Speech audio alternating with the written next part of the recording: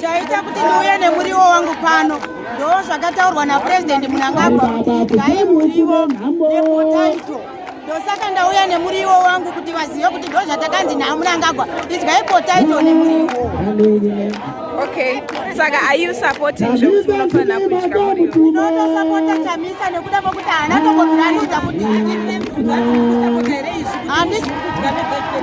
handisi kuzvisapota, zviri kutotirwadza. Ndosaka ndauya pano ndakabata muriwo wangu kuratidza kuti handizvisapota. Okay, saka imimi muri kufunga kuti Chamisa ndiye achakwanisa kukubvisai mu-economic crisis? Inini semaonero angu ndikuona saPresident Chamisa ndo wachakwanisa kuti tisunungurwe pakudya muriwo nepotaito. Tichadyawo nyama iri kunzi inoruma iyoyo. Alright, zita renyu munonzani? Winnie David. Alright. Mogara kunyamapanda. Alright.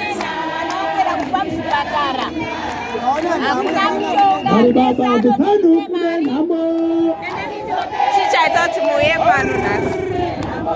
Chichaita kuti muuye pano. Hapana panambo yakunibonzwawo President wevanhu Chamisa vachiyatiyatisa.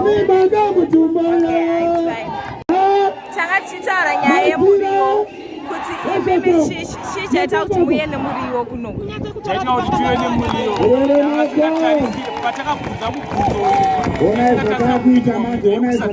muriwo nemapota taitarisira kuadress all masituations ari kutinetsa sevanhu veZimbabwe. Zviri kuitika currently takabvunza zviri indirect kuna baba vedu kuti chii baba chatingakwanisa kubatsirira.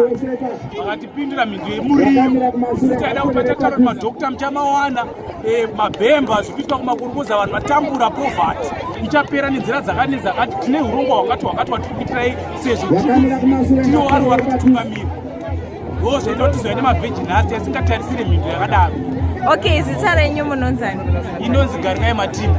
Alright, Garikai, thank you so much. Mutarara leadership kemakore akawanda. I think